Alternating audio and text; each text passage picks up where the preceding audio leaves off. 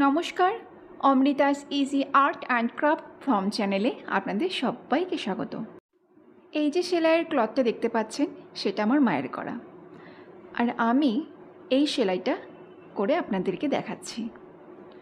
প্রথমে আমি 4 সেন্টিমিটার করে ঘর করে নিয়েছি। যখন টেবিল ক্লথে করবেন 4 সেন্টিমিটার বা 5 সেন্টিমিটার করে আপনারা নিতে পারেন। 3 সেন্টিমিটার করে তার মধ্যে 8টা পাপড়ি করলে খুব ঘিচিমিচি হয়ে যায়, তাই আমি এখানে প্রথমে 3 সেন্টিমিটার ঘর করেও পরে 4 সেন্টিমিটার করে নিয়েছি। এক্ষেত্রে আমি মাঝে একটা ছোট্ট গোল নিজের আন্দাজে করে নিয়েছি এবং 4 কোণাতে মেন যে লাইনগুলো আমি করেছি সেগুলো তুলে নিচ্ছি।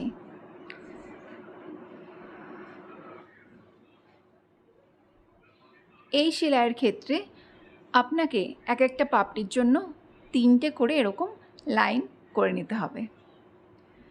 আমি এখানে 8টা করে পাপড়ি করেছি, তাই এখানে আমার মোট 24টা করতে হবে এবং 8টা প্রথমে আমি মেন করে নিয়েছি।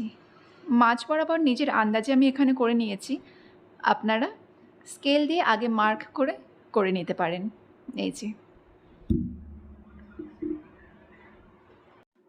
এবারে আমি এক একটা মেনের জন্য পাশে 2টো করে লাইন এরকমভাবে তুলে নেব।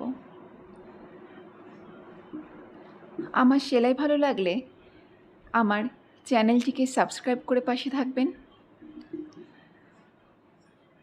এইভাবেই আমি প্রত্যেকটা ঘরে 3টে করে ঘর করে নিয়েছি।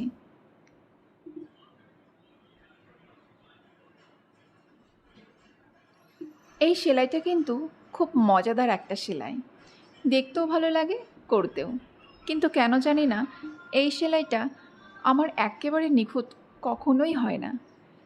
তবুও আমি করে দেখাচ্ছি, আপনাদের নিশ্চয়ই খুব ভালো হবে। করে দেখবেন, ভীষণ মজার একটা সেলাই।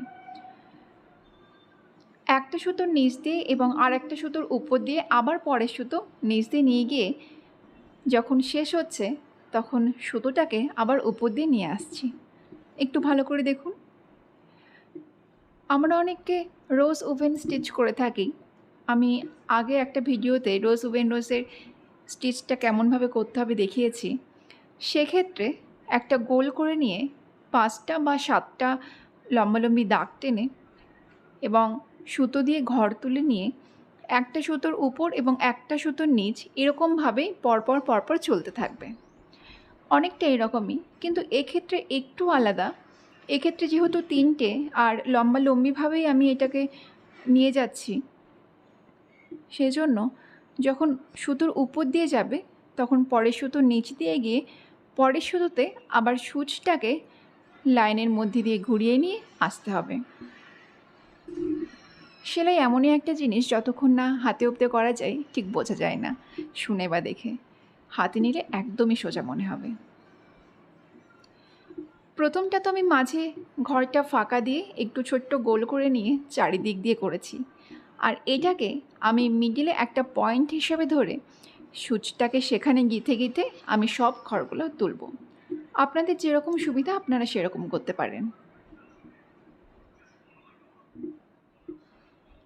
আপনারা চাইলে 4টে পাপড়ি করতে পারেন বা 6টা পাপড়ি করতে পারেন, যেটা আপনাদের পছন্দ হবে করতেই পারেন। এক্ষেত্রে আমি 8টা করে দেখিয়েছি। প্রথমে তো ছবিটা দিয়ে দিয়েছি, সুবিধার জন্য সবার শেষে আমি ছবিটা আরও একবার দেখব। টেবিল ক্লথটা হয়ে গেলে কতটা সুন্দর লাগে সত্যি, এটা না দেখলে সত্যিই বোঝা যায় না। এটা কিন্তু ভীষণ ভালো লাগে দেখতে, আর ডেলি ইউজের জন্যও ভালো। যখন সুতোটা একটা ঘরের মধ্যে দিয়ে আর একটা ঘরে নিয়ে যেতে হবে, শুধু দেখে নিতে হবে খুব বেশি টাইটও যেন না হয়ে যায়, আবার খুব লুজও যেন না হয়ে যায়, আর সুচ দিয়ে বারে ঘুরিয়ে নিতে হবে। ভালো থাকুন, সুস্থ থাকুন, আনন্দে থাকুন। অনেক ধন্যবাদ।